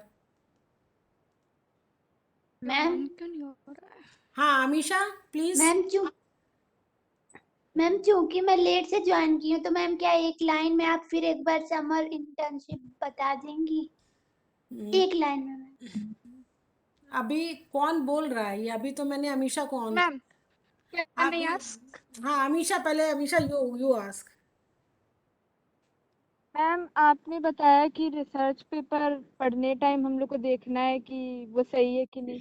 तो मैम जब वो पब्लिश हो रहा है तो उसको वेरीफाई करके ही तो पब्लिश कर रहे होंगे। पेपर पब्लिकेशन का प्रोसेस ये होता है कि हमने अगर कुछ लिखा है तो वो किसी रिसर्च स्कॉलर, अरे सॉरी, जब पब्लिशिंग हाउस के पास जाएगा तो वो मेरे पेपर को किसी 2 रिसर्च टीचर्स के पास और भेजेगा, किसी 2 साइंटिस्ट के पास। वो साइंटिस्ट उसको पढ़ेगा। तो अब साइंटिस्ट भी तो हम ही हैं ना, ह्यूमन ही तो हैं। हमको नहीं नॉलेज हुआ उतना तो if I don't have that much level, my knowledge is not that much good, so I may not find out the mistakes ना। इसीलिए वो 2-3 अलग अलग नंबर ऑफ रिव्यूअर्स के पास भेजा जाता है कि आप पढ़िए और देखिए इसमें कुछ गलती है कि नहीं। तो मगर मे बी कि तब not always, it is not always wrong, but I may be it is not fully tested. Books में जो जाता है वो नॉलेज सदियों का टेस्टेड वर्जन होता है। पेपर मान लीजिए हमने आज पब्लिश किया और कल आपने उसको पढ़ा, सो हो सकता है कल तक उसमें किसी ने गलती नहीं निकाली हो, कोई 10 साल बाद उसमें गलती निकाली जब पढ़े ना, तो ये रहता है, ये चांस हमेशा रहता है। तो paper you should read critically. Paper पढ़ने का तरीका ही एक ही है कि क्रिटिकली पढ़िए, क्योंकि पेपर पढ़ के आपको निकालना क्या, उसमें से प्रॉब्लम निकालना है। आपको वैसे भी क्रिटिकली पढ़ना है, उसको नहीं पढ़ेंगे तो आप प्रॉब्लम नहीं निकाल पाएंगे। ठीक है। Thank you ma'am. Yes ma'am Deepti. मेरा हाँ मैम मेरा एक कंफ्यूजन था, जो आप इंटर्नशिप के बारे में बताई, जो कंपनीज है, नेशनल एंड मल्टीनेशनल कंपनीज, वो क्या कंपनीज सिर्फ नहीं, साइंस? नहीं इंटरनेशनल कंपनीज नहीं, international academic institution, IITs, IISERs अच्छा। और different yes ma'am, funding yes ma'am. Government institutions हैं, DST, DBT, like this, they are all are government institutions. Companies are also there, तो मगर ma'am science ये students के लिए companies नहीं होती हैं, साइंस स्टूडेंट्स के लिए एकेडमिक इंस्टीट्यूशंस ही ज़्यादा होते हैं। हाँ बोलिए बेटा। तो मैम जब ये इंटर्नशिप कराएंगी, तो ये मतलब हमें बीएचयू में रहकर ही करना पड़ेगा, या फिर ये हमें कहीं और जगह पे भी रिफर नहीं कर नहीं, सकते हैं, मतलब वहां जाके हम लोग सब करें? जहाँ की इंटर्नशिप होगी वहां आपको जाना पड़ेगा, आपको वहां जाके काम करना है, उस लैब में मतलब जाके काम वहाँ करना। वहाँ हमें हम्म। आपकी आवाज आनी बंद हो गई बेटा, पड़ेगा, आपकी टाइम मुझे आवाज नहीं प्रेजेंट आ होना रही है, फिर पड़ेगा से और रिपीट फिर करिए, आपकी आवाज नहीं आ रही है, फिर से रिपीट मैम करिए। अभी आई एम हाँ ऑडिबल? हाँ हाँ। मैम अभी मैम मैं पूछ रही थी कि जो इंटर्नशिप हमें मिलेगी, वो हमें वहाँ मतलब ऑफलाइन हमें वहाँ प्रेजेंट होना पड़ेगा, मतलब जिस जगह पे भी हमें रिफर किया जाएगा ऑफ इंटर्नशिप कोर्स के लिए। हाँ। और मैम मुझे ये भी पूछना था कि ये जो इंटर्नशिप है वो बेसिकली साइंस फील्ड के लिए, मतलब नॉन टेक्निकल और अलग मतलब टेक्निकल मैनेजमेंट कोर्स से भी रिलेटेड कुछ ऐसा इंटर्नशिप हर फील्ड में प्रोवाइड किया होती जा है, सकता हर है? फील्ड में होता है, कॉमर्स, मैनेजमेंट, हर फील्ड में होती है। नो मैम, तो बीइंग अ साइंस स्टूडेंट हम इस मतलब अपने कोर्स से हट के दूसरे कोर्स में भी अगर अप्लाई करना चाहें, लाइक बेटा मैनेजमेंट अपना कोर्स में? क्यों क्यों क्यों कोई देगा आपको इंटर्नशिप मैनेजमेंट कोर्स में? वो आपको नॉलेज देखेगा, आपके साइंस टीचर से आपका नो मैम, रेफरेंस जैसे लेगा। कि ठीक है, या जैसे कि मैं अपना भी सब्जेक्ट पढ़ रही हूँ, लेकिन मुझे साइड मतलब कि ये कुछ इतना इंटरेस्ट है मैनेजमेंट इतना सेक्टर में। इतना ज्यादा वहां मारा मारी है कि आपके अपने फील्ड वाले ही, मैनेजमेंट वाले ही इतने लगे होंगे कि उन्हीं के एप्लीकेशन छट जाते होंगे, आपके क्यों जाएंगे बेटा वहाँ? तो बेसिकली हम लोग के लिए मतलब साइंस के लिए ज्यादा चांसेस, प्रेफर करेगी वो जो सारी जो जिस गवर्नमेंट्स? कंपनी का है, जो जिस ब्रांच का है, उसी ब्रांच में उसकी चांसेस ज्यादा हैं। Ma'am can I yes. Ask? Okay ma'am. हाँ यस, कौन है? वीडियो ऑन करिए पहले, तब हम बात करेंगे।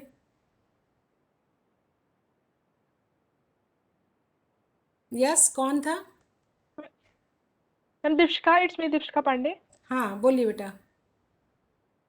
मैम हमें इनिशियल लेवल पे किस टाइप की रिसर्च बुक्स पढ़ने चाहिए कि हमें नॉलेज हो कि हमें क्या करना चाहिए, थॉट बेटा प्रोसेस क्या रिसर्च हो? बुक्स तो होती नहीं है कोई भी, रिसर्च पेपर्स होते हैं। मतलब टीचर, हाँ वही papers.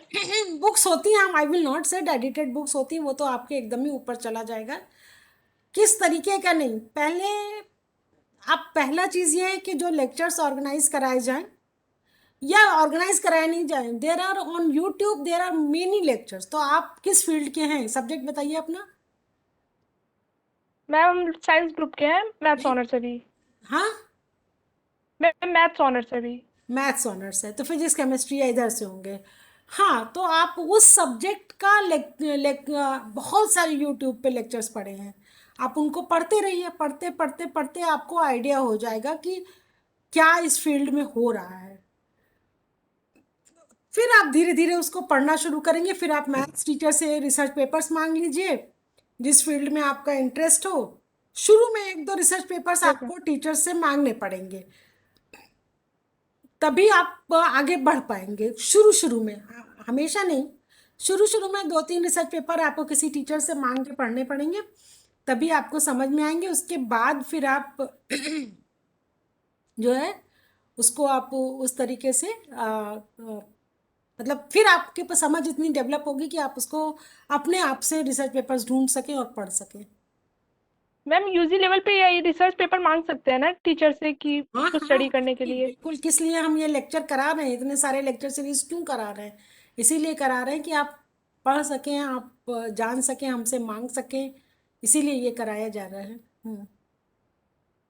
Okay ma'am, thank you. Ma'am मेरे को भी यही पूछना था कि अगर एक्सक्यूज मी हम मैम। लोग अपने लेवल पर रिसर्च पेपर पढ़ना चाहें तो मैम हमें कैसे मिलेंगे, क्योंकि टीचर्स मतलब ऑनलाइन में ऐसे ही मांगना पड़ेगा हमको टीचर से। हाँ, टीचर से मांग लीजिए, टीचर से मांग ओके लीजिए, हमसे मांगिएगा। जैसे फिजिक्स वाला बच्चा मुझसे मांगेगा तो हम उसको अपने कुछ एक दो रिसर्च पेपर शुरू शुरू में दे देंगे, फिर वो अपना बाद में पढ़ता रहे ना। मैम, हाँ, वीडियो ऑन करके बात करना, बिना वीडियो के कैन नहीं। You hear me? हाँ, yes Aditi, yes yes Aditi. Ma'am. Yes, ma'am. What is the difference between fellowship and internships? Fellowships are generally long term ना, 1 year, 6 months, 1 year, 2 year type होते हैं। इंटर्नशिप्स आर तो short क्या term. ऐसा कुछ है कि वो एमएससी के बाद कर सकते हैं फेलोशिप्स, और इंटर्नशिप्स हम यूजी में ही कर सकते हैं? नहीं ऐसा नहीं नहीं, कुछ ऐसा डिफरेंस ऐसा है? कुछ डिफरेंस नहीं है, मगर हाँ फेलोशिप्स करके तो यूजी में हमने फेलोशिप, इंटर्नशिप्स आप कभी भी कर सकते हैं, एमएससी के बाद भी कर सकते हैं, एमएससी के ड्यूरिंग भी कर सकते हैं। इंटर्नशिप्स जनरली आपको किसी कोर्स के बीच में ही करने को मिलेगा, while doing UG, while doing MSc you will get the chance of doing the internships. Fellowships generally आपको उस कोर्स के कंप्लीट करने के बाद आप किसी फेलोशिप पे बाहर जाते हैं, कुछ जेआरएफ है मतलब उस पर अच्छा, तो फेलोशिप। फेलोशिप के दौरान हम कुछ और लाइक बीएससी एमएससी नहीं कर रहे होते हैं, वो हमारा लीजर पीरियड के दौरान हम करेंगे फेलोशिप, ऐसा कुछ होता है क्या? I feel मतलब so. एक डिग्री टाइप की It's है? not degree. It is a kind of paid research. It is a kind of paid research work. You can say like you tell तो me the paid option internship कि आप भी तो किस लिए। होती है मैम? आप पहले बताइए आप किस रेफरेंस में पूछ रहे हैं, आपने कहाँ से पढ़ा, जब आप कंफ्यूज है तो हम पकड़ पाए कि आपको क्या कंफ्यूजन है। नहीं, हमने सुना है कि कोई फेलोशिप करते हैं, कोई इंटर्नशिप करते हैं, तो बस मैं आपसे जानना चाह रही थी कि दोनों ये में डिफरेंस फेलोशिप क्या है। किसको सुना है? और मैं कंफ्यूज थी कि आपने शायद फेलोशिप एमएससी के बाद। आपको आपने फेलोशिप के बारे में किसका सुना है, किसका सुना है, आप बताइए। सो बस मैम विल बी कोई एक कंफर्टेबल इन टेलिंग यू। हाँ, मैम मैंने कोई एक पर्टिकुलर ऐसा कुछ याद नहीं है, बट जहाँ तक हमें याद है कि हम सुने थे कि एमएससी के बाद या मास्टर डिग्री के बाद फेलोशिप की जाती है, तो इस बारे फेलोशिप में हम की नहीं श्योर नहीं थे, जाती है। इसलिए सोचे कैसा होता है कि पीएचडी क्या। डिग्री करने के लिए चूंकि हम चाहते हैं, हम मतलब गवर्नमेंट और एकेडमिक इंस्टीट्यूशंस चाहती हैं कि अच्छे बच्चे रिसर्च में आए, इसलिए रिसर्च पे बहुत पैसा दिया जा रहा है। जेआरएफ जिसको जूनियर रिसर्च फेलोशिप कहते हैं, जो आपको यस पीएचडी मैम। करने के दौरान मिलती है, वो 30,000 की होती है। You will gate 30,000 per month for doing the PhD if you clear the JRF examination. So ships are generally after MSc, of course it is generally after MSc, and for and it is done, ma'am it is given during the PhD period, or it sometime it is given without any degree. In foreign there are many it's a common culture to give you research assistance करके मिलता है, जिसमें under graduate के बच्चों के बाद उसको दे देते हैं, जबकि वो कुछ डिग्री नहीं कर रहा होता, मगर उसको रिसर्च ट्रेनिंग के लिए क्योंकि वो नहीं चाहते हैं कि उनके पास पीएचडी बच्चा अनट्रेंड पहुंचे, तो वो ट्रेंड बच्चा पीएचडी के समय चाहते हैं, तो इसलिए बीच में वो एक रिसर्च असिस्टेंस करके ले आते हैं कि बच्चा 1 आध साल काम करे तो हमको पता भी चल जाएगा कि बच्चा किस लायक है, काम करने का मन है कि नहीं, क्योंकि रिसर्च का एटीट्यूड टोटली डिफरेंट होता है, बहुत मैम इनोवेटिव एक और क्वेश्चन था हमारा। हम्म यस मैम। हम्म मैम एक और क्वेश्चन था, आपने कहा कि हम डिफरेंट इंटर्नशिप्स के लिए डिफरेंट इंस्टीट्यूशंस लाइक आईआईटीज आईसर्स में अप्लाई कर सकते हैं, क्या हम एम्स में भी कर सकते हैं? क्योंकि एम्स भी तो रिसर्च के लिए काफी अच्छा इंस्टीट्यूशन है। वो अपने अपने इंस्टीट्यूशंस अपने अपने ब्रांच में निकालते हैं, उसमें हम ऐसे नहीं बता सकते आपको। हाँ, एम्स में भी ज़रूर होता होगा इंटर्नशिप का, वो आप देखते रहिए। ऐसा मेरे मेरे पास ज़रूरी नहीं है कि मैं सारे इंटर्नशिप्स की डिटेल आपको यहाँ पे बता दूँ। You have to be vigilant, you have to be regularly visit the Google, you मतलब डिफरेंट एकेडमिक इंस्टीट्यूशन साइट्स।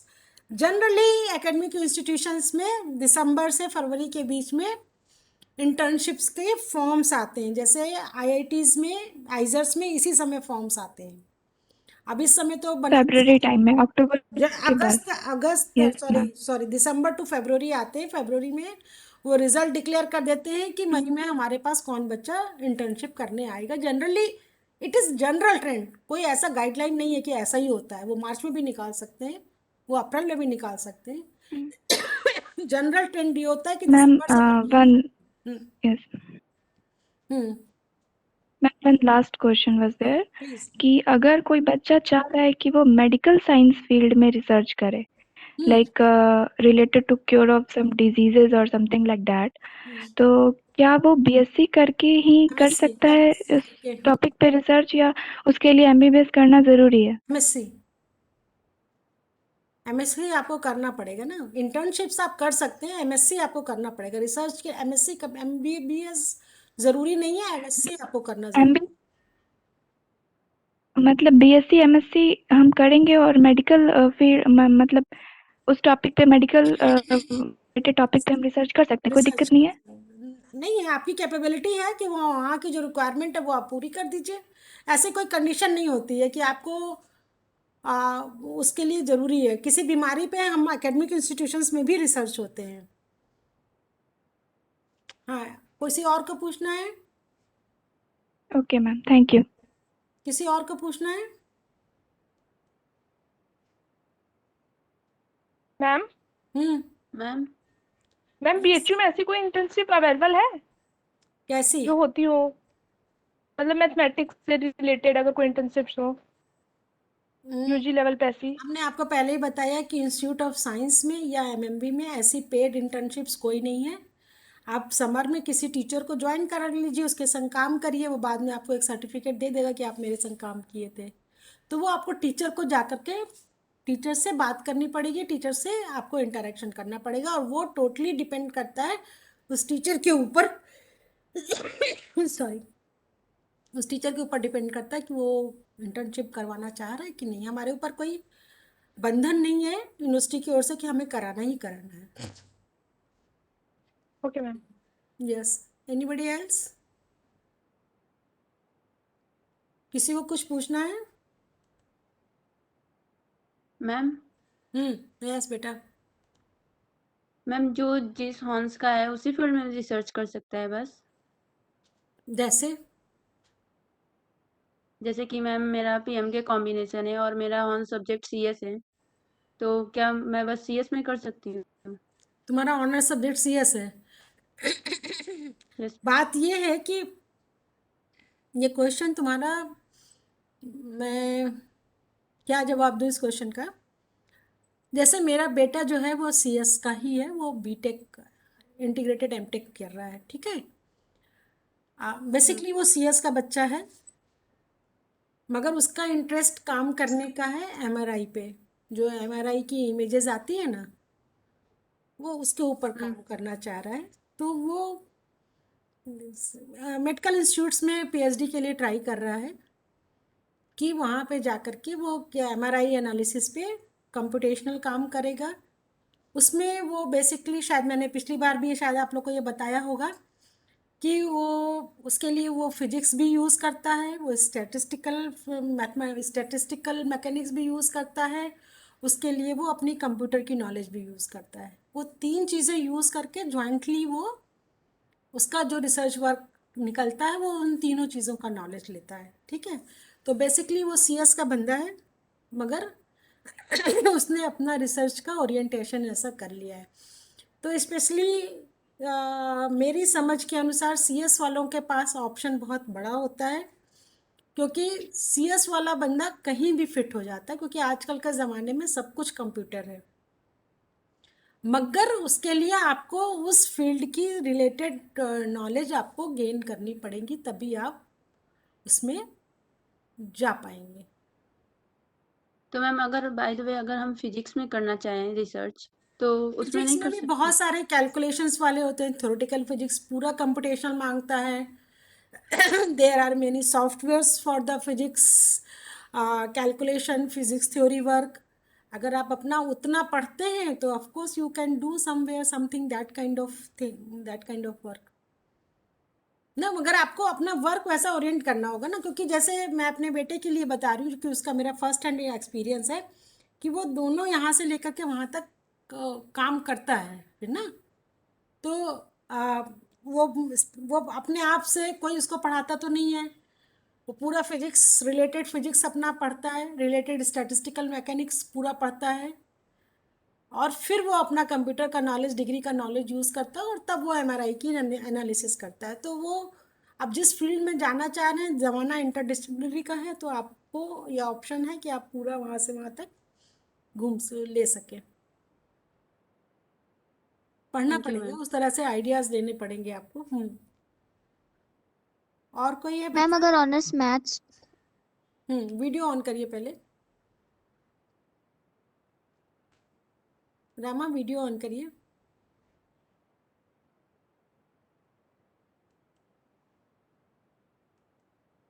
कौन बच्चा बोल रहा था?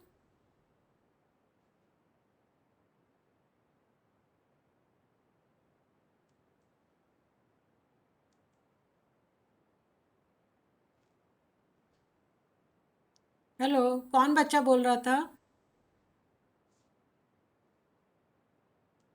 कोई और बोलना चाहता है? हाँ बोलिए बेटा। बोलिए। मैम मेरा मैथ्स ऑनर्स है, अगर मैं किसी और सब्जेक्ट में करना चाहती हूँ तो कर सकती हूँ? मतलब किसी और सब्जेक्ट में क्या करना चाहते हैं, सवाल इस बात का है। देखिए, आपको रिलेटेड टॉपिक ढूंढना पड़ेगा, रिसर्च। आपको रिलेटेड टॉपिक ढूंढना पड़ेगा ना, कि आप जाकर कुछ मैथमेटिकल थ्योरी अप्लाई करें किसी फील्ड में, थ्योरेटिकल वर्क उस फील्ड में करें जहाँ मैथमेटिक्स का नॉलेज अप्लाई होता है। आप टोटली फील्ड तो नहीं बदल सकते ना, आप रिलेटेड फील्ड में जा सकते हैं, ठीक है ना। तो जैसे मैथमेटिक्स वालों को फिजिक्स वाले लेते हैं, शायद अलाइड सब्जेक्ट्स में अलाउड है, मगर वो आप कैसा काम कर पाएंगे, आपको फिजिक्स का तो नॉलेज होगा नहीं, तो आप कैसा काम करेंगे, आप कुछ रिलेटेड काम करेंगे। तो उसको आपको वैसा ढूंढना पड़ेगा काम अपने इंटरेस्ट का, थियोरेटिकल फिजिक्स का, थ्योरीज का, कुछ फिजिक्स में रिसर्च करने का क्या मतलब है, कुछ ऐसा फिजिक्स का प्रॉब्लम ढूंढना पड़ेगा जहां आप अपना मैथमेटिक्स का नॉलेज लगा करके उसको सॉल्व कर रहे होंगे। दोनों अलग थोड़ी ना है, फिजिक्स में भी तो थ्योरेटिकल फिजिक्स होता है ना, वहाँ बेसिकली किसी फिजिक्स के प्रॉब्लम को लेते हैं जहाँ मैथमेटिक्स अप्लाई करके डिफरेंट सॉल्यूशंस, फिजिक्स भी तो पढ़ाते हैं, तो क्या पढ़ाते हैं, बहुत सारे मैथमेटिक्स पढ़ाते हैं ना। तो like this, if you identify some physics problem where you can apply mathematical knowledge, apply some equations and solve that problem, तो फिजिक्स में रिसर्च करना नहीं होता, you have to find out the topic on which you want to do the research, where you can apply your mathematical knowledge. Yes, anyway. हाँ, हाँ, आवाज नहीं आ रही रमा आपकी, म्यूट है आप। हाँ बोलिए। मैम इंटर्नशिप्स आवाज आपकी बेटा नहीं आ रही है, कैसे फिर से अप्लाई? बोलिए। मैम इंटर्नशिप्स के लिए कैसे अप्लाई कर सकते हैं? इंटर्नशिप्स जहाँ भी निकलती है वहाँ पे वो अपनी इंटर्नशिप्स की रिक्वायरमेंट देते हैं कि उनको आपकी क्या बैकग्राउंड नॉलेज चाहिए। हर इंटर्नशिप्स की अपनी रिक्वायरमेंट वहाँ दी रहती है कि कौन कौन सब्जेक्ट के बच्चे अप्लाई कर सकते हैं, कितना सीजीपीए के बच्चे अप्लाई कर सकते हैं, ये सब कुछ वहाँ दिया रहता है, ठीक है। किसी और को पूछना है कुछ?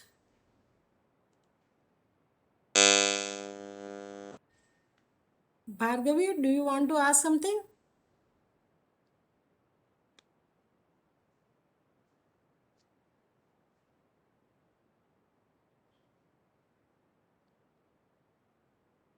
भार्गवी, नो। अगर किसी को अब और नहीं पूछना है तो हम लोग मीटिंग खत्म करें। Yes ma'am. Okay, yes ma'am. Okay बेटा, देन बाय बाय।